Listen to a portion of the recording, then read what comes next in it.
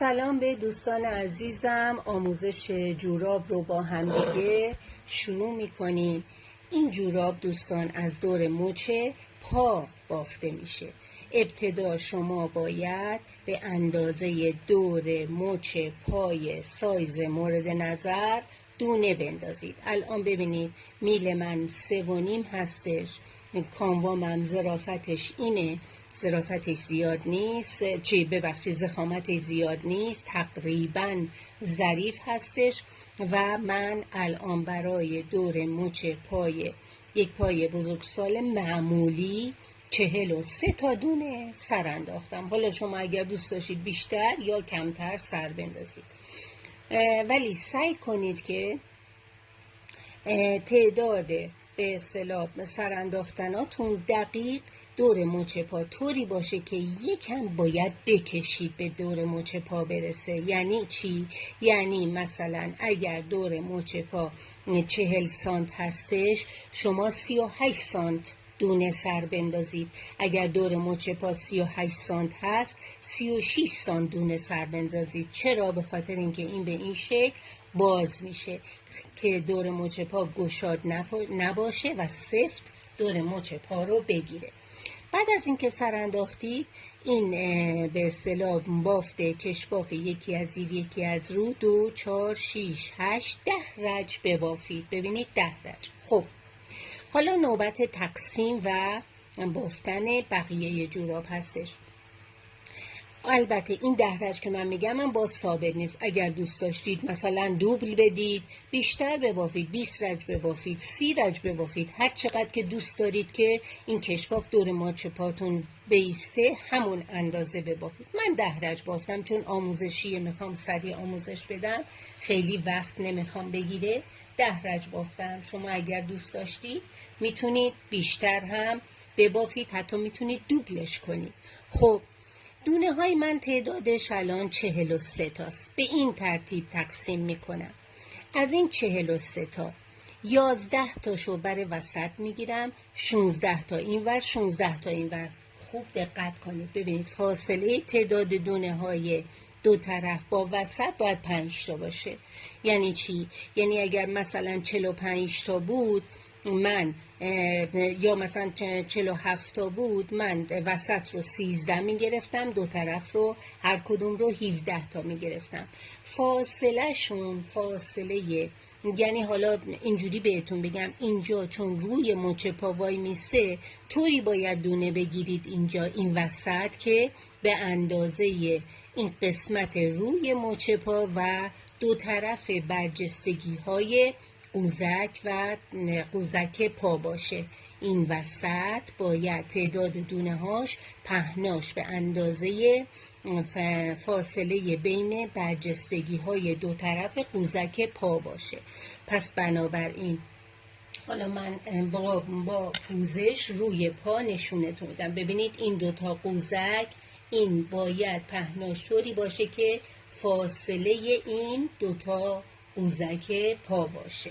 به این ترتیب شما میتونید این تعداد رو مشخص کنید. من 16 تا این ور گرفتم، 16 تا این ور گرفتم، این وسط هم 11 تا گرفتم. من عذرخواهی میکنم که پام رو نشون دادم، فقط به خاطر اینکه شما بهتر متوجه بشید.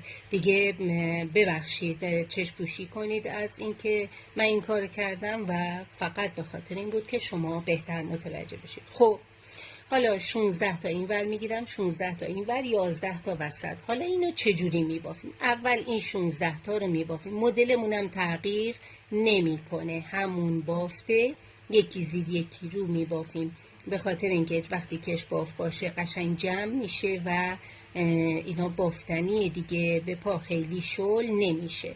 16 تا باید ببافیم. 2 4 6 8 10 12 13 14 15 16. خب این وسط 11 تا در نظر گرفتم. این یک دونه این طرف رو یک ژوت این ورش میندازم، یکی رو میبافم، یه ژوتم این ورش میبافم. این یک دونش. 9 تای وسطش رو میبافم. 1 2 3 4 5 6 7 8 9. یادتون باشه این وسط تعدادش باید فرد باشه که بافت یکی زیر یکی روش تغییر نکنه. یعنی اینور اگر از رو شروع میشه که بایدم از رو شروع بشه، چون این دونه ای رو که میخوایم دو طرفش ژوته بندازیم حتما باید از زیر باشه. پس موقع انداختن یکی زیر یکی رو طوری بندازید که این دونه ای که میخواد دو طرف ژوته انداخته بشه از زیر باشه و وسط اگر از رو شروع میشه آخرش هم باید از رو به رو تموم بشه. پس 9 تا میشه، یعنی تعدادش فرده. یه دونم این ور 10 تا، یه دونم این ور 11 تا. خب 2 4 6 8 9 تا رو بافتیم. حالا این ور 11 همی رو باز یه ژوته این ورش میندازیم، از زیر میبافیم، یه ژوته هم این ورش میندازیم و بعد این 16 تا رو میبافیم.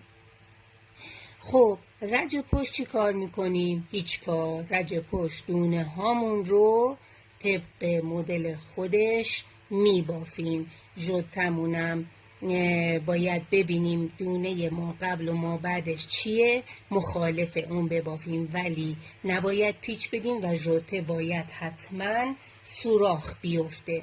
پس بنابراین من فقط یک بار رج پشت رو نشونتون بدم که به ژوته که میرسید از کجا بفهمید که ژوته رو باید از رو ببافید یا از زیر ببافید. الان اینجا ما این 16 تا رو میبافیم تا برسیم به ژوتمون. باید ببینید دونه قبل از ژوته چجوریه. خب ببینید دونه قبل از ژوته از زیره، پس ژوته باید از رو بافته بشه. طوری هم میبافیم که زیرش سوراخ بیفته، ژوته پیچ نخوره. این از این. حالا میریم بعدیش، دونه وسط ژوته ها باید از رو بافته بشه. خب حالا این ژوته رو چجوری ببافیم؟ به دونه بعدش اینو باید نگاه کنیم، چون دونه بعدش از رو هست پس این دونه ژوته از زیر بافته میشه.